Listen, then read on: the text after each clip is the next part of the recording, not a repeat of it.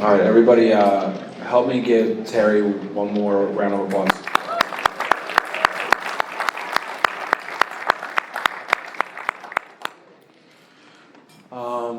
We are going to pass the basket again in accordance with our 7 tradition.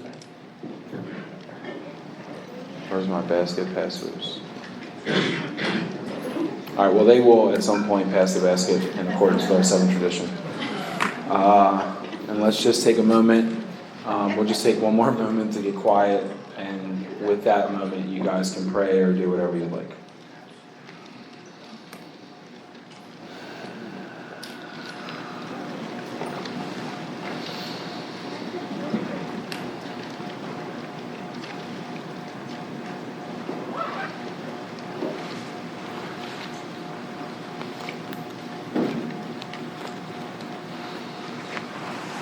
All right, thank you. And with that, I've asked a friend to come up and read something for steps 6 and 7.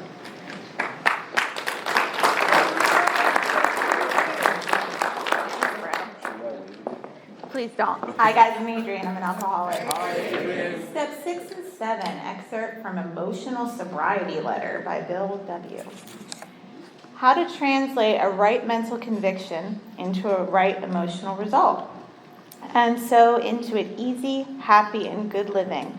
Well, that's not only the neurotic's problem, it's the problem of life itself for all of us who have got to the point of real willingness to hew new right principles in all of our affairs. Even then, as we hew away, peace and joy may still elude us. That's the place so many of us AA oldsters have come to. And it's a hell of a spot. Literally. How shall our unconscious, from which so many of our fears, compulsions, and phony aspirations still steam, be brought into line with what we actually believe, know, and want? How to convince our dumb, raging, and hidden Mr. Hyde becomes our main task. New one. You got it. You got it. Thanks, Adrienne. All right, with that, everybody, help me welcome Jimmy A. from Jersey Shore.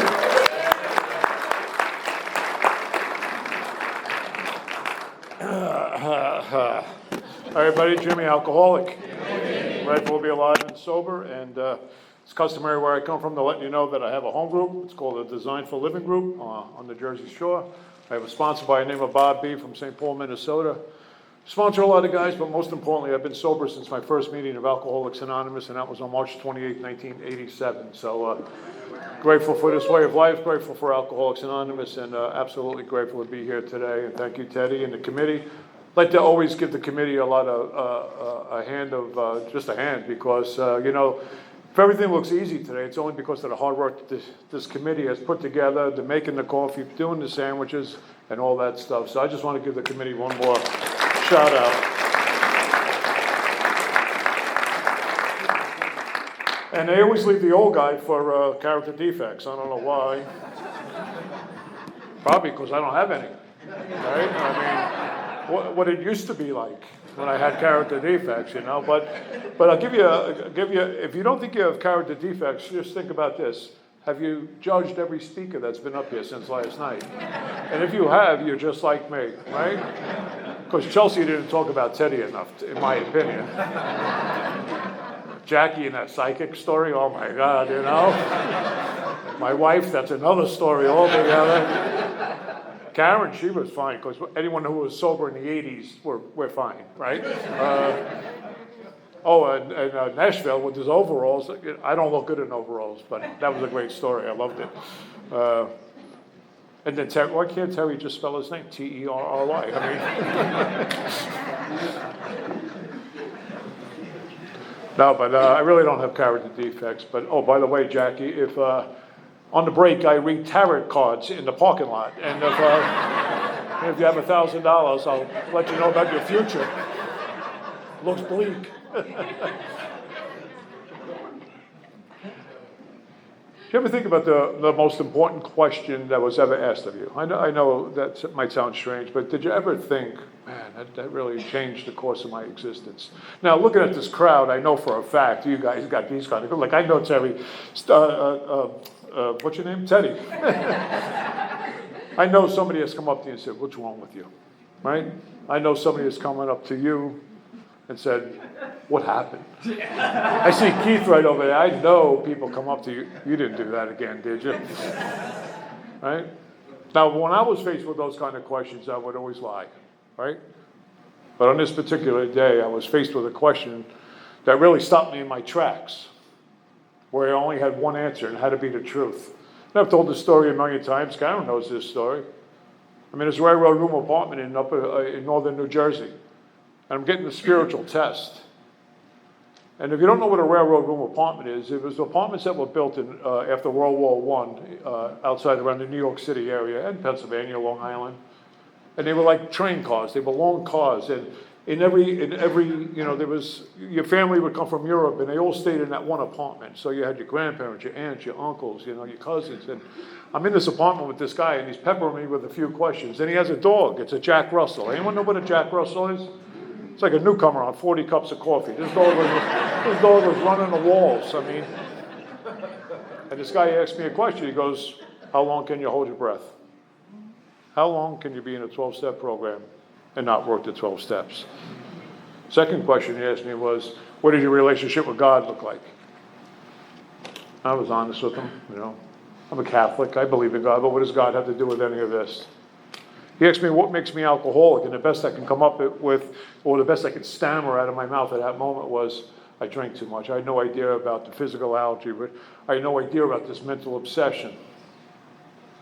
Then he looked at me and he asked me a question that many of you might not believe, but this is the way it was in my neighborhood in the 80s at Alcoholics Anonymous. He looked at me and said, where's your big book?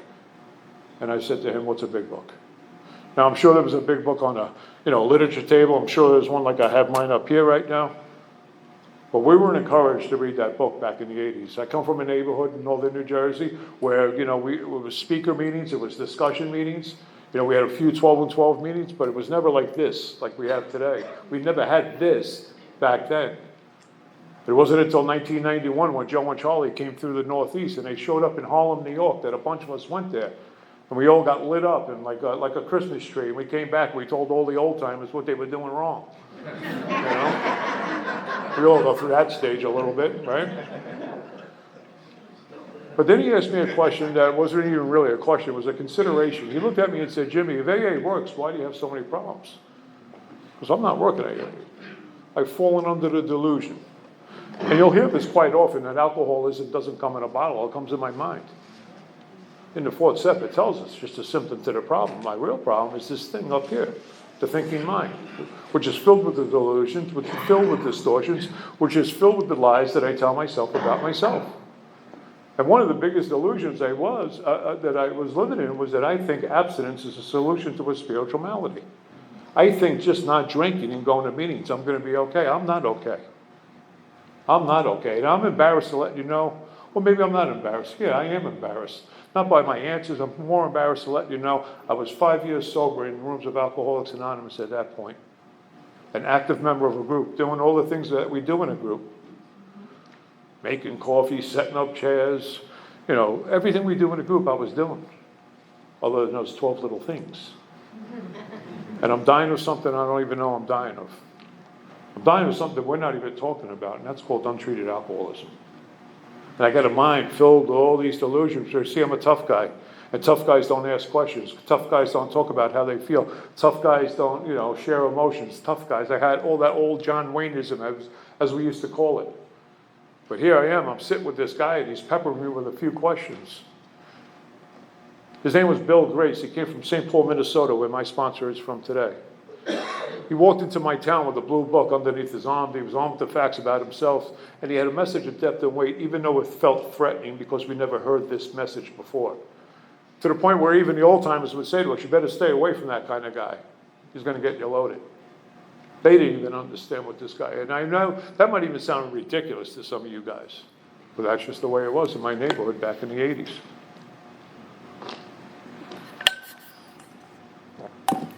I was at that place where maybe some of you are today, or have been, sober and stuck in my recovery. My sponsor uses a great phrase. It's like we're dying of thirst and we're laying next to a lake, and I'm not willing to go to the lake for a drink. And that's where I was at 5 years separated from drinking. 1992. And what happened on this particular day, over a course of a few hours, I sat with this guy, Bill Grace, and he painted me so far into the corner that I had no choice but to take one of those two alternatives. Jimmy, just keep living the way you're living your life. Good luck. Or you better start accepting the unknown, the spiritual life, and to step into that mystery. Which one are you willing to do? And like someone said today, thank God for desperation. Shout it louder than me, my fear. And I was willing to go to any length in that moment to go whatever he told me to do.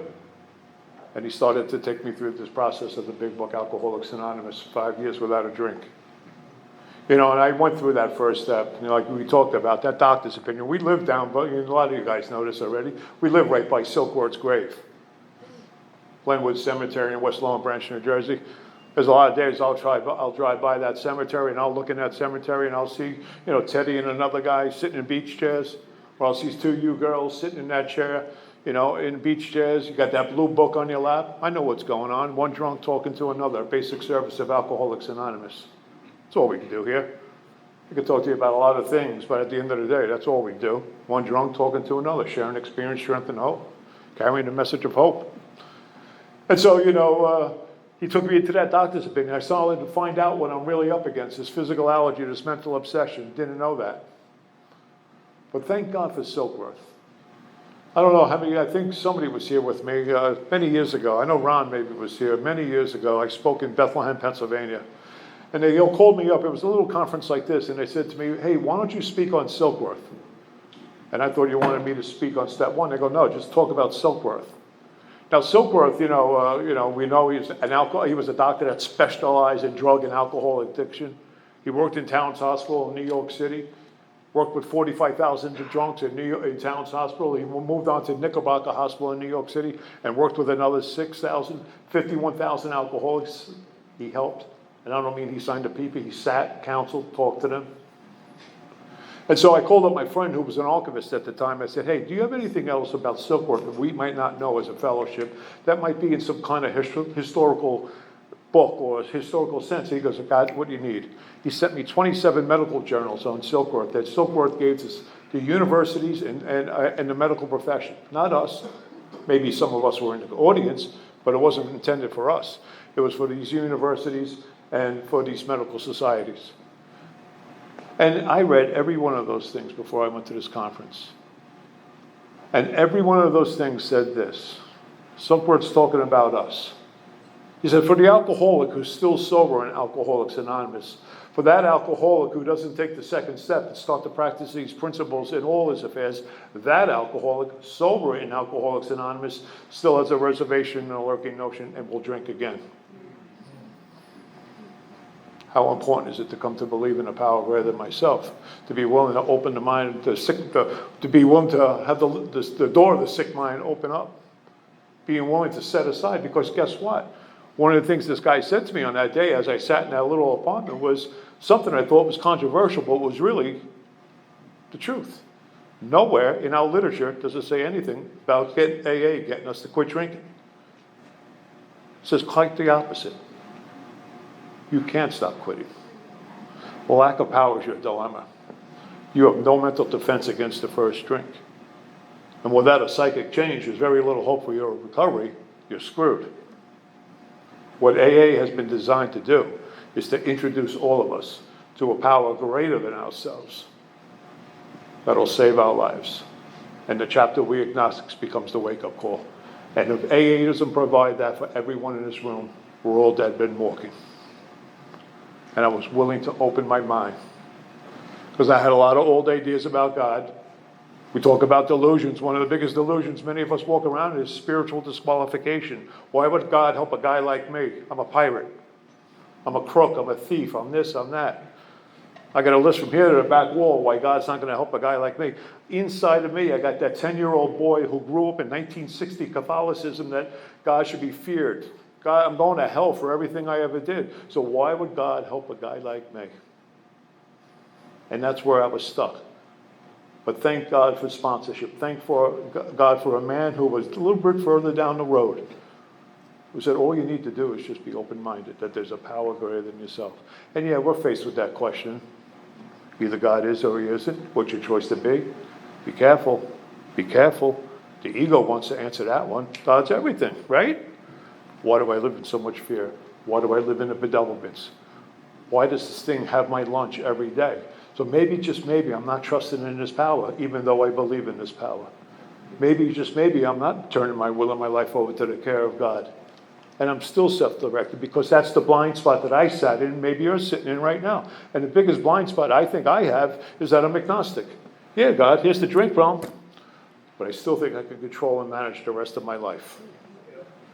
And see, the problem with that is this. Every 12-step fellowship in the world, and there's approximately over 300 of them, say the same thing. We got to quit playing God. Why? Second shortest line in the book. It doesn't work. Quickly followed by the shortest line in the book. Obviously. Is that obvious to you that you got to quit playing God? Right?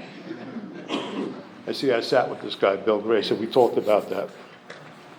Bill talked about the two goals of Alcoholics Anonymous, his own opinion, kind of my opinion today.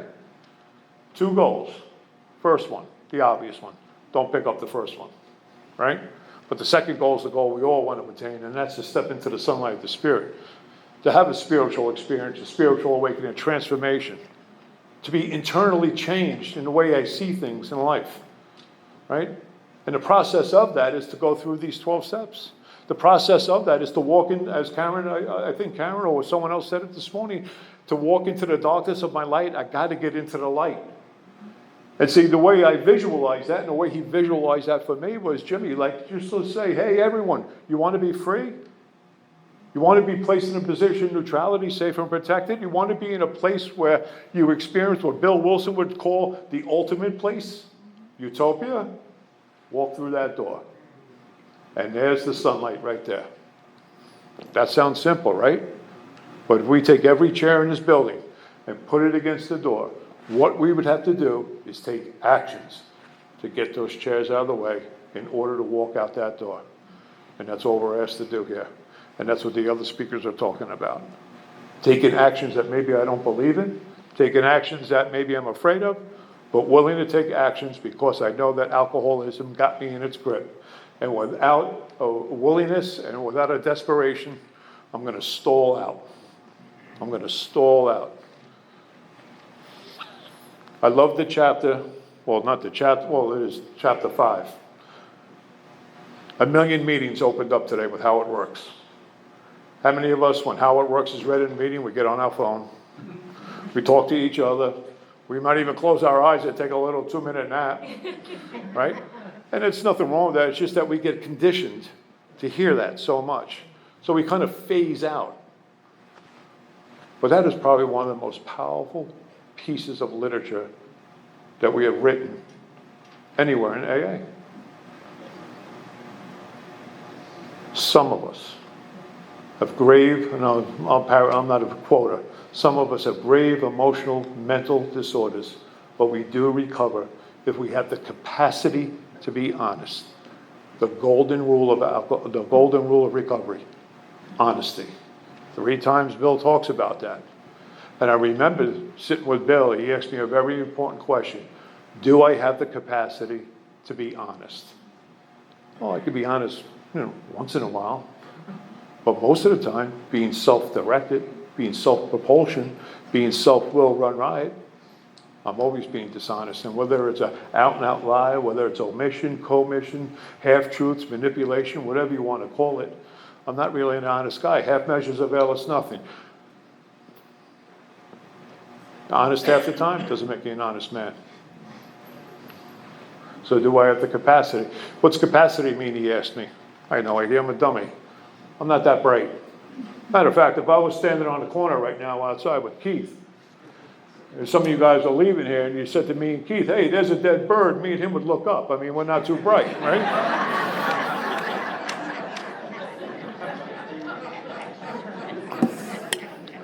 I used to sponsor Keith, that's why I pick on him all the time. Greatest thing he ever did was move down South Jersey. But do I have the capacity? You know, I think capacity is like filled up, right? Okay. But if you look at the definition of capacity is the power to do. Do I have the power to be honest? Do I have the power to be unselfish? Do I have the power to be tolerant and kind and all those other attributes that we're shooting for? Do I? No, I don't. And I love the story I was told a long time ago, you know. There's a cup of coffee.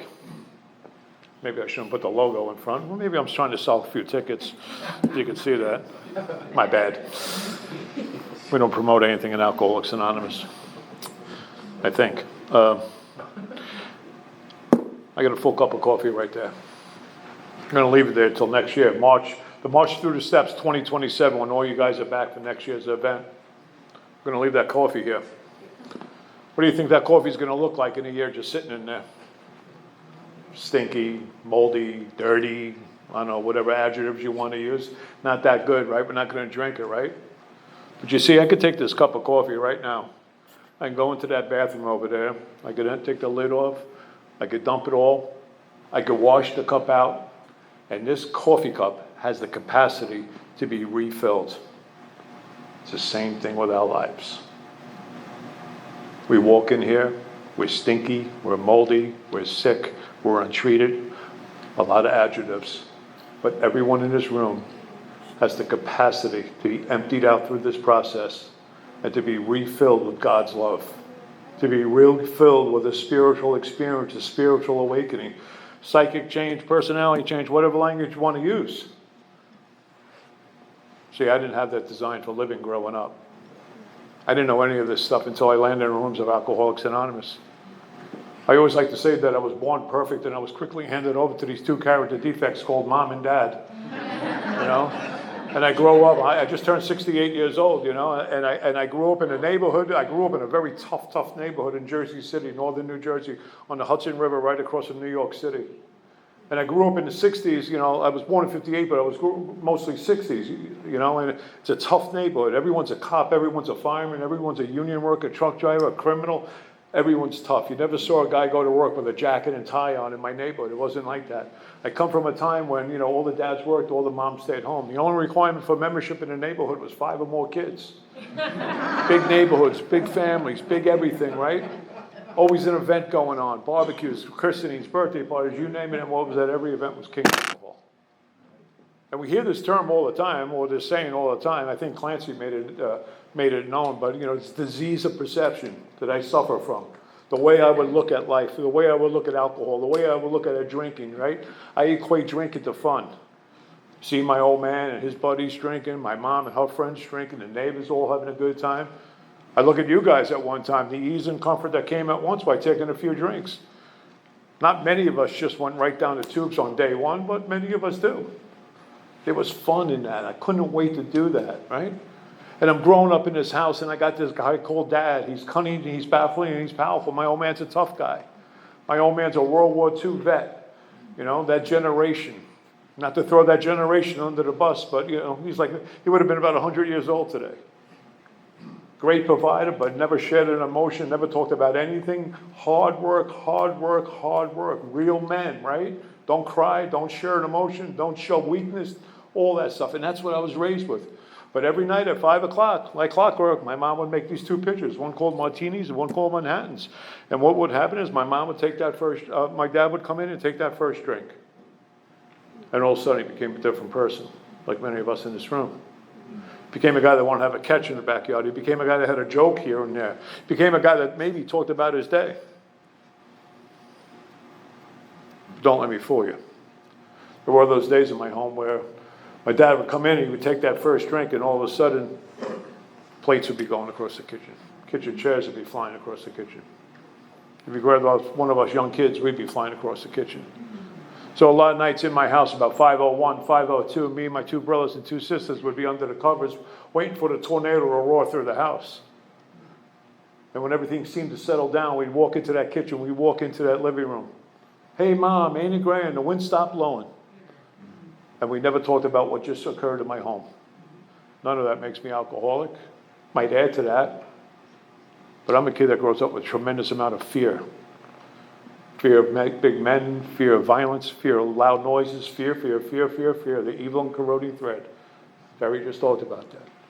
I'm a kid that grows up with a tremendous amount of insecurities and inadequacies about myself, right? I think I was born 6'4", so I came out like a giraffe. I was always falling down, I got these two brothers who would just, beat me up relentlessly, Bully me all the time. But worst of all, I'm a kid that grows up with secrets. Because you see, if you come from my family, you come from my neighborhood even, what goes on in your family, what goes on in your neighborhood never leaves those places, so you learn to internalize your emotions, and you just push this stuff down, push this stuff down, push this stuff down. And I'm hanging out with kids that are just like me, we all have the same father, it's just like every house is the same. And this is my way of growing up. But at 13 years old, I'm about to take my first drink, and I'm with 5 guys in the cemetery that I know to this day. I'm afraid to drink, but I would need a drink. And here comes that first bottle. It's called Colt 45 malt liquor. And I put my hand in it, and I grab that bottle with a tremendous amount of fear, and I start taking that. Here comes the second bottle. It's called Mohawk Blackberry Brandy, and I start drinking on that blackberry brandy. Tell you about my first night drinking. Blacked out. Puked purple for about 2 weeks. Took a beating from my father. My mother apparently grounded me for life. But the hook was in. The magic elixir worked for me on that night like it worked just for you with probably your first drink. I found the answer to my problems. King Alcohol. And what I didn't realize is I just stepped on a 16-year path that goes straight to pitiful, incomprehensible demoralization. And if you don't know what those big words means, I went straight to hell. Now, that doesn't mean I didn't have a good time drinking. I had a great time drinking until it wasn't great. I had a fun time drinking until it wasn't fun. And what I didn't understand was the progressive disease of alcoholism. I didn't understand that my drinking was progressive. I didn't understand that first drink concept. I thought that was the stupidest thing I've ever heard when I got to AA. First drink gets you loaded. I thought maybe the last 20 in the outside issues, but the first drink gets you loaded because I didn't understand that concept. Right?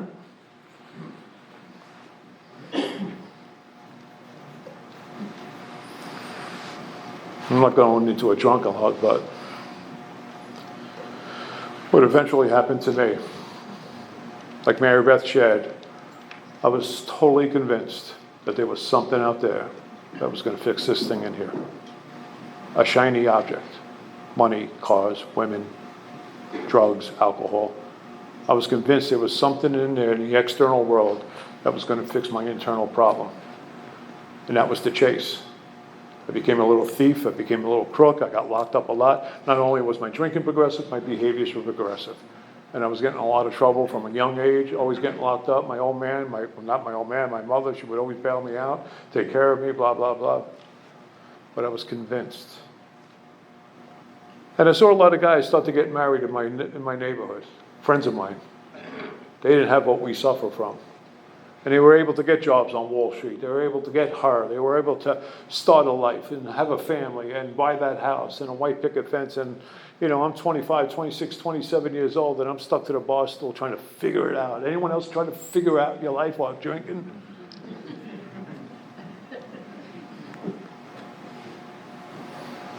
And I can't get off the bar stool. I'm an everyday drunk by the time I'm 18 years old. And this progression of behavior and drinking and behavior and thinking and all that stuff that goes on that the other speakers talked about so beautifully, I'm trapped in this thing called alcoholism and I don't know it. And like that little baby that was born perfect, I'm blaming everyone because I'm the angriest guy in the world. I've turned into my old man.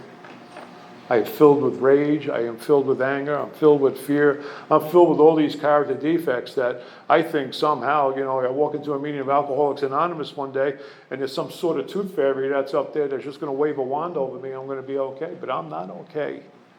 I'm a mess. I'm an emotional mess. And what happens to me is I met a woman, I thought maybe if I get married I'll be okay. And very quickly I found out I have the inability not to take that first drink. And 4 months into the marriage, I walk out of the marriage because drinking is more important than being a married man. And I take off for Boca Raton, Florida. And I'm down there and I'm getting a knock of the 4 horsemen every day.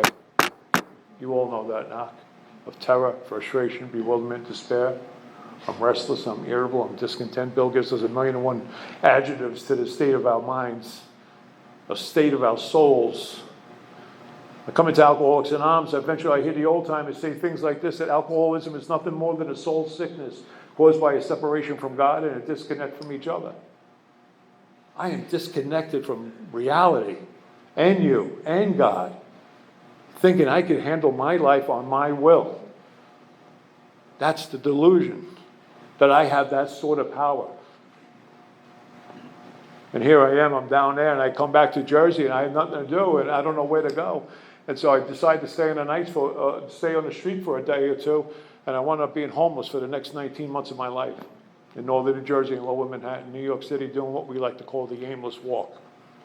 Dehumanizing, traumatizing, hungry, cold, being judged, being spit on, all that stuff. I don't even have enough adjectives to tell you how I was in that moment.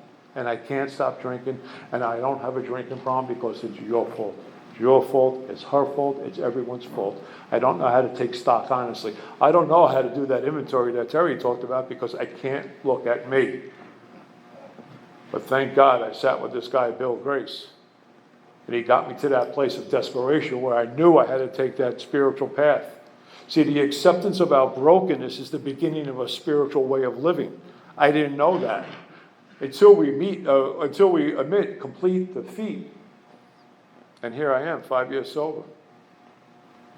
I can't do this anymore. And I understood the second step. I understood the third step because I got on my knees, and as Mary Beth, I had to get out of the director's chair. I had to be willing to work for God and help his kids. And like any good father, maybe not my father, maybe your father, but like any good father, he'll take care of his children. All I got to do is perform his work well. And I love that line, and I think Terry and Mary Beth said it, we were reborn. It is in dying that we are reborn. The death of self had to happen. And I launched off, and I got on my knees with this guy. I did a third step prayer. I never did that. 5 years sober in AA. I've held 1,000,000 of your hands in prayer circles when we're closed in a meeting. But this gentleman said, get on your knees. And I had my knees. He handed me a book, my third edition. I still have it to this day. I was impressed that he could say that prayer without reading it. And I had to read it out of the book. And he held my hands, and I could feel his spirit come into my heart. And I got off my knees, and I launched on a course of vigorous action. Thoroughness and honesty. It's really hard to be honest when you got to be right.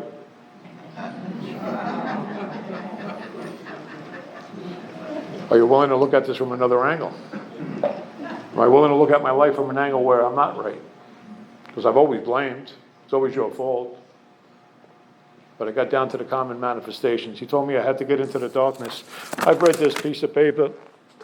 I've read this thing a gazillion times, and some of you guys have heard me read this thing.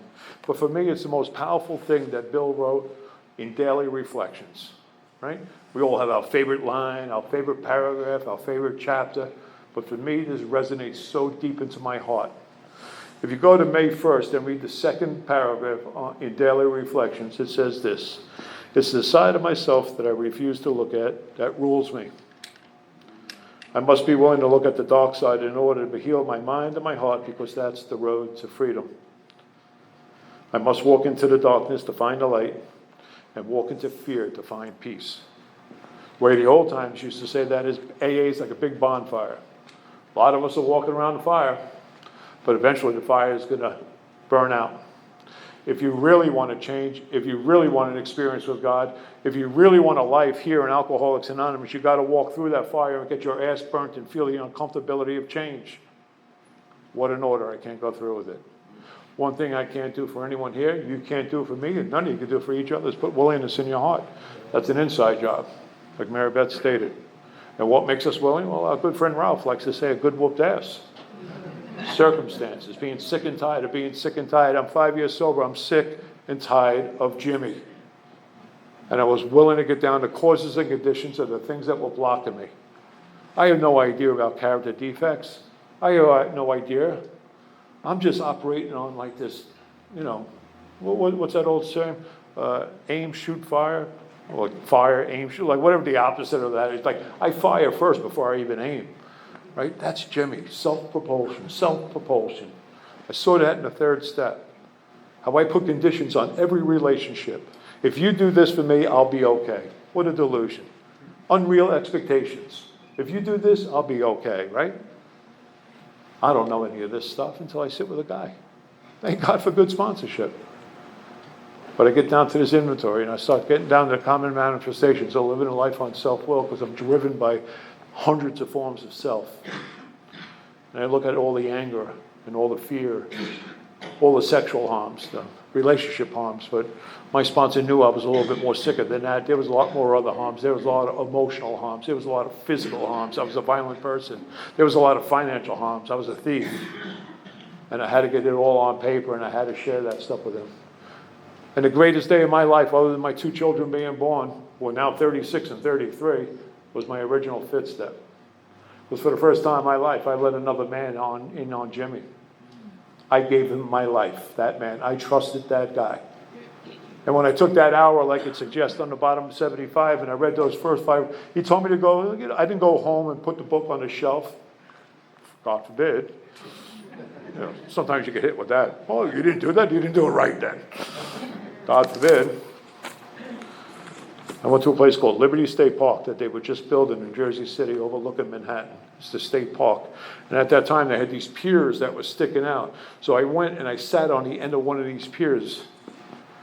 And so I'm giving the instructions on 75, which says, read the first 5 proposals, all the stones properly in place. But my sponsor handed me something different. He goes, I want you to also read these with the other questions, right?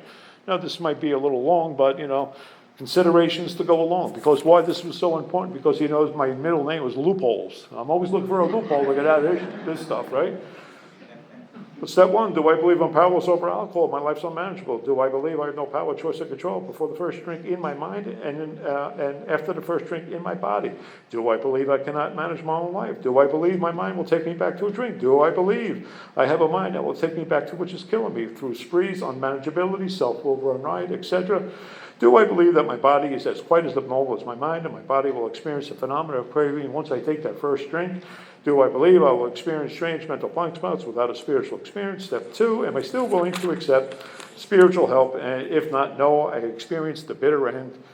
Am I still willing to have God restore me to sanity? Do I believe God can and will relieve my alcoholism? Am I willing to believe, or do I now believe in a power greater than myself? Step 3, am I still convinced that my life's run on self-will could hardly be a success? Am I willing to quit playing God in every area of my life? Am I clear that by turning my will and my life over to God, that my life is none of my business, and I must continue to seek this power?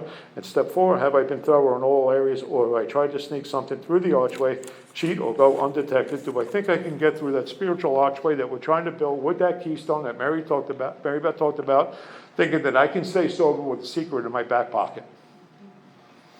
A little bit different than just reading the first 5 proposals.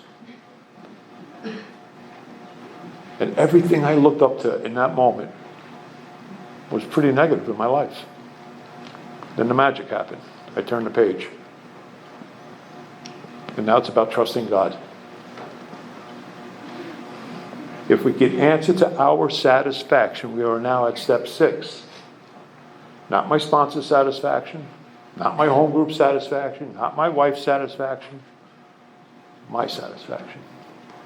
This is where the spiritual mirror starts to be formed in your back pocket. I needed to pull that mirror out and be honest with myself for the first time. Do I have the capacity to be honest? Do I have the capacity to be honest? I got to be honest in this moment, or there's no hope for a guy like me. And I was willing to go to any length that this guy told me about. And just to read, you guys all read. I'm not a reader, but I don't know why I'm reading so much. Maybe because I want to read so much. I don't know. But if we can answer to our satisfaction, I guess of course we're in a step, kind of a step thing, right? So let's read step, okay? If we can answer to our satisfaction, we look at step 6. We had emphasized willingness being indispensable, vitally necessary. Are we now ready to let God remove all the things we committed are objectionable? My sponsor listened to my fifth step, and he handed me 2 sheets. Well, really, 1 sheet at first, and one was all these character defects that he could hear through my fifth step, these behaviors that became repetitive in my story telling him. I do the same thing with the guys I sponsor. I listen to their fifth step. I'm just writing stuff down. When we get into 6 and 7, we'll go over it. Accurate self-appraisal is insufficient. I'm not going to put down that I'm dishonest and this and that and everything else. I need help with that stuff. And thank God for a man who's unaffected, right? Some character defects, character traits you need to have to listen to a fifth step. 1, be unaffected, understand, confidential, right? So he hands me this list. I don't have it with me, but it's a long list of character defects that he sees in me. Is that objectionable? Absolutely. You guys know that. I don't want to be that guy. I don't want to be that guy at all. I don't like that guy. But what happens in 2 weeks? What happens in 2 months? Is it still objectionable? See, my story is I had the most unbelievable fifth step, and I was willing to give God all these, or ask God to take away these character defects. But then I fell for the biggest trap we have in Alcoholics Anonymous. I fell prey to comfortability. Overtime became important. I had family. Coaching baseball, my son's baseball team, was important. Coaching girls basketball, my daughter's team, was important. And little by slowly, as we say, my primary purpose was being turned around. And I didn't see it. And I'm looking out, we live down on the shore, we live on the ocean. We can take the boat out. We go out on the ocean. I see the most beautiful thing you'll ever see when you're on the ocean in the morning, and that's called the sunrise. And I can see the curvature of the earth as I'm staring out at the sun breaking the horizon. But what I don't see is what many of us don't see when we're in Alcoholics Anonymous. And that's the drift. And all of a sudden, I'm starting to drift. I'm going from town to town, but I'm only looking this way. I don't see what's going on. And even if I see something that might look remotely maybe a problem, I buy into the delusion. And what's that delusion? Well, listen, I got a sponsor. I sponsor a lot of guys. I go to AA meetings. I'm doing service work on and on. I got the litany of excuses why I'm okay. But at the end of the day, I'm not okay. And at 10 years without a drink in my system, a lot of problems at home, because I'm only practicing some of these things in my life. Elimination of our drinking is just the beginning. A more important demonstration of our principles lies in our respective homes, occupations, and affairs. That's why Silkworth said, well, you don't practice these principles, guess what? You're going to have a lurking notion and a reservation. You will drink again. And here I am at 10 years without a drink, and I blow up my marriage by walking out of my marriage, and I walk into the arms of a woman who understands. When I blow up my life in AA at 10 years. Where all of a sudden I'm only giving guys like Teddy 30% of what's really going on. And I'm covering the lie, and I'm hiding the lie, and I'm living a double life that the fifth step talks about. How can I be willing to give God these character defects and be useful in step 7 if I'm not living this way of life? So here I am, I'm 13 years sober. And I walk into a bar because, you know what, I understand what Dr. Bob talks about in his nightmare. I understand when I'm stuck between a rock and a hard place like he was. See, I don't want to drink, but the pain is so great I need a drink. And I walk in a bar in New Jersey, and I order a drink, and the bartender puts the drink down, and here come the devil and the angel. Drink it, don't drink it. And all of a sudden, a hand goes around that glass and pulls it back. And when I look up, the bartender just happened to be a member of Alcoholics Anonymous. What are you doing with your life? Apparently throwing it away. And I took my tail, I put it between my legs, and watched the ego. I want to drink. 2 weeks later, I go to a meeting down a block from my house. And this guy by the name of Peter M. is doing a workshop. Watch the ego. I want to drink. And now 2 weeks later, I'm in a meeting. I'm like, this guy's too good to be true. I mean, I'm judging the crap out of him. Right? That's the human ego. But at the end of that meeting, I had that dude in a headlock. I said, you will be my sponsor. And Peter sponsored me for about 17 years. We both have the same sponsor today. But the point was I had to go through the process of uncovering, discovering, and discarding, getting down to the common manifestations of living a life on self-will. Because that's what this is. We all fall back into self. And as I protect myself, my character defects become the tools I use to protect self. So I go back into 6. I go through an inventory again. I go through 6 again with them. My sponsor today says, we look at our behaviors like they need to be changed. It's not the behavior. It's behaviors don't make us who we are. It's just behaviors that can be changed. Right? What we're trying to do down here is get down to causes and conditions of why I act out, why I look at do the things I do. So as I started to go through that process, this idea of being entirely ready to let God remove these characters, how many of us are really entirely ready to be someone we're not? To become somebody different in the rooms of Alcoholics Anonymous? To shed this coat, put Teddy's coat on, to take off my glasses, to put your glasses on, to look at life in a different way. How many of us are really ready to do that? Not many, according to Bill in the 12 and 12. And why aren't we ready? Well, he gives a couple of examples. Number 1, I think my character defects have value. I think anger works for me. Now you might say, Jim, you're nuts. But I think anger works for me. You know why I think that? Because I've tried that as a tool. Because I know, my wife sitting right there, I know I can get angry enough to push her away. But you see, I'm a little manipulative too. I know that I could use my anger to reel her in and to get her to give me what I want. So yeah, I think anger has, I think character defects have value. Second thing, I blame my character defects. Well, if you hang out with guys like Teddy or Ari or if you had a dad like mine, you had all that stuff, right? I'm always blaming my defects. That's the denial. That's the delusion. That is nothing's my fault, right? Or I rationalize my defects of character. I'm not as angry as Keith. Look at him. He has his arms like that. That guy, right? In AA. I'm not as angry. We're always rationalizing. We're always comparing our character defects, or I'm really just in denial. And what I found out here in the rooms of Alcoholics Anonymous, with all our character defects and all the hoops we have to jump through to get free, guess what? That path to God isn't a straight path. I can guarantee you that right now. I did a men's retreat a couple of months ago in Malibu, California. The Sierra Retreat, beautiful, right in the mountains of Malibu. And at the end of the mountain, they got this beautiful cross, and at night it's all lit up. And at the base of that cross, there's a statue of St. Francis. And what I can guarantee you is this. If you took the road down to the Pacific Coast Highway and looked up, you would see that cross and you would say, there's God. But to get to that point, it's like any other canyon. Potholes, landmines, cracked sidewalks. I haven't met the guy that has got on a spiritual rocket ship on day 1 and gone up and away. My sponsor likes to say this all the time. We're all human beings on a spiritual walk. Sometimes we're going to lose focus of the walk. Why? Because our humanness gets the best of us. Spiritual progress rather than spiritual perfection. I hate that line, but that's just me. It's like a cop-out line sometimes, but that's the truth. The truth is none of us do this perfectly. Right? But what has to be smashed is the delusion that life is controllable.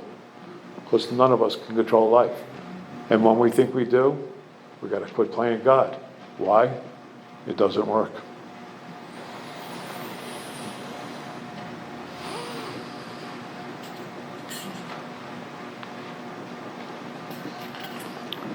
There's an idea in here sometimes in step 6 that says, just practice the opposite. You're dishonest, practice honesty. Oh, do you have the power to do that? There's a 3-column thing they call it. It's the self-will. I'll use dishonesty as an answer. Self-will, God's will, plan of action. That's how we get to this place in step 6, to become useful in 7. So I see my dishonesty. What's God's will? Well, I need to practice the opposite. I need to be honest. Do I have the capacity to be honest? I need to ask God in prayer to help me to be honest. But what are the actions I'm going to take to be honest? You see, it's in the surrender of my behavior that God could change a guy like me. So what am I willing to do to be honest? Well, maybe I need to, as simple as I need to stop lying to my wife when I'm confronted, when I'm talking to my wife. Maybe I need to be more, I don't know, whatever it is. I need to start practicing a plan of action rather than just thinking that I could just do a Hail Mary prayer and think, God, maybe this could happen. Maybe God can make me as white as the snow. But that's not my experience. My experience is that I got to work at this stuff. I got to become aware of this. Awareness is the greatest tool that we have in Alcoholics Anonymous. I need to become aware when I go sideways. I love the paragraph that Bill writes for Dr. Bob and how it works. That some of these we balked. We thought we could find an easier, softer way, but we could not. With all the earnestness out of command, we beg you to be fearless and thorough from the very start. Some of us try to hold on to our old ideas, and the result is nil until we let go absolutely. Why can't I let go and let God? Comes down to one word. A word that will kill, in my opinion, more alcoholics than a resentment. And that word's pride.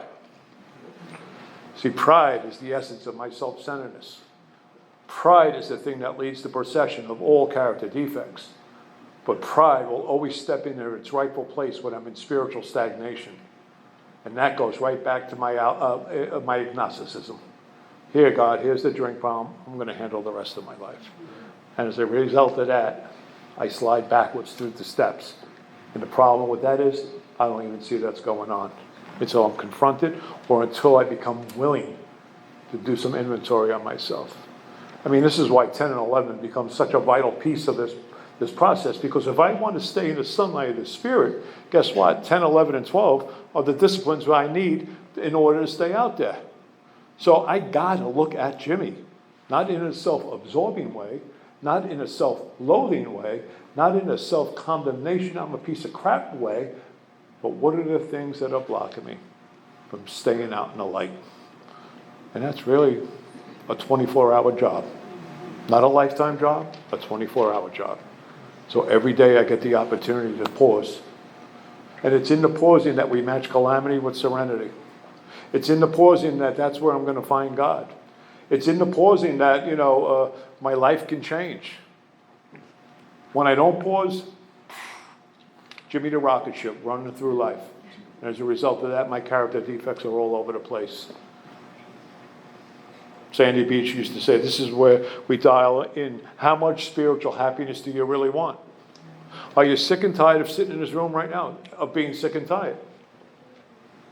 I remember sitting with Peter one day, and he says to me, I want to give you a consideration. And when someone says that, they're not looking for an answer. They're just looking for, bring it into prayer, bring it into meditation, write inventory on it. And he said something to me so simple that, man, I forget. And what he said to me was this.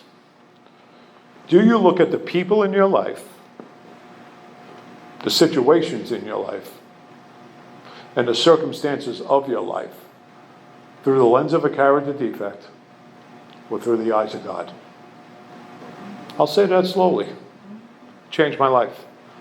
Do I look at the people in my life? My wife, my kids, my ex-wife, friends, my home group? I don't work, so I don't have to worry about that. People in traffic, people in the grocery stores. Do I look at people like that? Do I look at them with anger or rage or envy or jealousy or whatever the character defect is? Do I look at the situations in my life? I got retired in 1999 at the age of 41. I was in a horrific accident. I've had 41 surgeries in the last 21 years. I'm really 5'8", but with all the metal in me, I'm 6'4". It's a miracle. But I can look at the situations in my life. I can look at, losing my parents. I can look at money problems, relationship, all that stuff that we all go through. Do I look at that stuff with hatred and anger and resentment? Do I look at the circumstances of my life? She don't love me. I don't have a job. No one's asking me to sponsor. Am I grounded into the bedevilments? Do I look at that stuff through the light, through the lens of a character defect? Or has the transformation happened where I could start looking at that stuff in the people in my life with compassion and love? Let me ask you a question. If love and tolerance is our code, is it really? Or are we still judging the person that's coming in for the 500th time? Do we still shoot our wounded when they walk in the rooms of Alcoholics Anonymous? Or do I extend a friendly hand? Welcome back. So when I look at these things, has the transformation happened? Can I see things in a different light? Do I have a new pair of glasses, as Chuck Chamberlain would say? Or do I see it the same old way? All about Jimmy. We have three purposes in Alcoholics Anonymous. Primary purpose, singleness of purpose, and real purpose. And what's real purpose? To fit ourselves, to be of maximum service to God and others. What's it look like being of service to other people? You know, that reading today, that emotional sobriety, that comes from a Grapevine article that Bill wrote after he was 22, 23 years sober. And Bill, what he recognized after that was a lot of time back then. Bill was the oldest guy in AA at the time. Right? And what he understood after years of putting his emotional sobriety into people and circumstances and make me feel good, he saw that didn't work. And what he found out was that emotional sobriety is a direct result of putting his life into God and to experience God on a daily basis. And as a result of that, he started to have an experience at 22 years of sobriety. And like Bill, I'm a lot like him when I read his story. I'm that pendulum. And the pendulums in here? One day, I walked around here for a long period of time. One day I love her, the next day I hate her. One day I like my job, the next day, I don't know how it's black and white. I don't know how to live in the gray.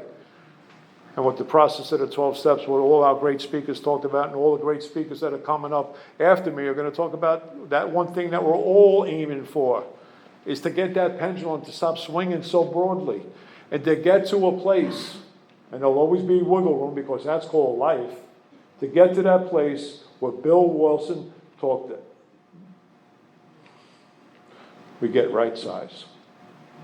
And we start to experience emotional maturity. We start to grow up in the rooms of Alcoholics Anonymous. And we start to see some truth about ourselves. And the truth is that the character defects that I walk around with will kill a guy like me and will certainly bring me back to a drink unless I go through these 12 steps and ask God to help me with this stuff.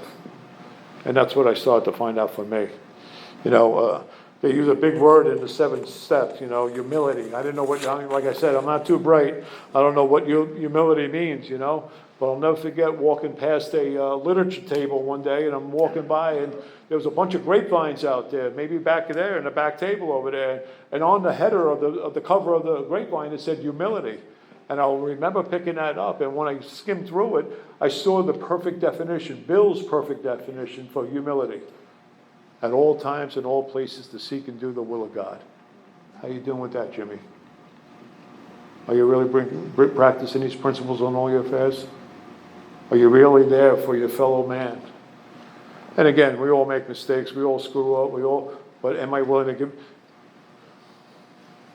We all have ridden a bike, I would assume. We all have ridden a bike in our life. Right? That's what I'm talking about. So that's the only thing I'm talking about right now, is getting on the bike of life. We say our prayers on awakening. We consider our plans for the day. I don't think Bill means, I got to go to the job, I got to go to baseball practice, I got to go to the grocery. I think Bill is saying, who are we going to be today, based on my inventory from last night. I was an ass yesterday. I'm trying not to be an ass today. The guy that goes to bed angry wakes up angry. Who am I going to be today? So I do my prayers on awakening. I do my meditation. I have my cup of coffee, and out the door I go, and I get on this bike called life. And some days I fall off that bike 1 or 2 times. Some days I fall off the bike 5 or 10 times. Some days I fall off the bike 100 times. But the deal here is to get back on the bike. You see, when we taught our kids, if you have kids or you're going to have kids, and you try to teach them how to ride a bike, and they fall off the bike, we don't pick up the bike and throw it in the dumpster and say, this doesn't work. The bike works fine. It's about encouragement. That's why we have each other, to encourage each other to get back on the bike. You screwed up, Scott, get back on the bike. You screwed up, Mary, get back on the bike. You screwed up, Joe, let me help you on the bike. We might have to put training wheels on there for a couple of weeks, but get on the bike. And that's what we do here. At 6 and 7, We do it for one reason and only one reason. It's for that guy that's walking in the door right now that doesn't know anything about this deal. You know, that's what AA is based on. It's not here. It's not to ensure our sobriety. We're here. Right now in Wilmington, Delaware, there's a dude somewhere cracking open a bottle of whiskey and doesn't know there's 100 guys in here that have a solution to his problem. Right now in where am I? Wilmington, Delaware. Forgot. There's a single mom that can't wait to put those 3 kids down so she can crack a bottle of wine and wash her day away. Right now, from your local hospital to my hospital on the Jersey Shore, there's a baby being born destined for alcoholism. So we got to get on the firing line. We all have a responsibility to make sure the doors are never locked of the rooms of Alcoholics Anonymous. And we got to get in the game. You know, I had a third sponsor, Artie B. I love them. And to the day he died, he would say, you know what, your character defects never removed permanently, but they're minimized to a place of awareness. And why do we need to be aware of that? Because we all have a real purpose. For that young man that found us, that young woman that found us, for that baby who eventually will grow up and look for us. And we all have a responsibility to do the work that we're asked to do to get free and to pass this on. And as a result of that, we get the acid test. Life is going to hit every one of us. We're all going to have our turn in the barrel. Whether it's losing your parents, losing a loved one, losing a kid, financial problems, divorce, problems. We all have problems. Why do we have problems? As Bill Wilson would say, we're all problem people. That's why. But here's the acid test. Kind of step 10. When the crap is hitting the fan, when the heavy artillery is coming at us, and my character defects want to respond, can I? Like a little gymnast in the Olympics, or those little girls that get on that balance beam. It's 20 feet long, 4 inches wide. They're doing flips and they can stand on that. Do we have the ability to stay on that balance beam? Do we have the ability to stay sober, live to emotional sobriety, and live to good purpose when the crap is hitting the fan? Absolutely, and that's my experience. But I need to surrender to this process. I need to surrender to a God that some days I don't understand. And I need to become accountable to people in my life, like a sponsor and my road dogs, as we say. And as a result of just being willing, because that's the greatest gift we have, I get to stay sober another day. That's all I have. Thank you.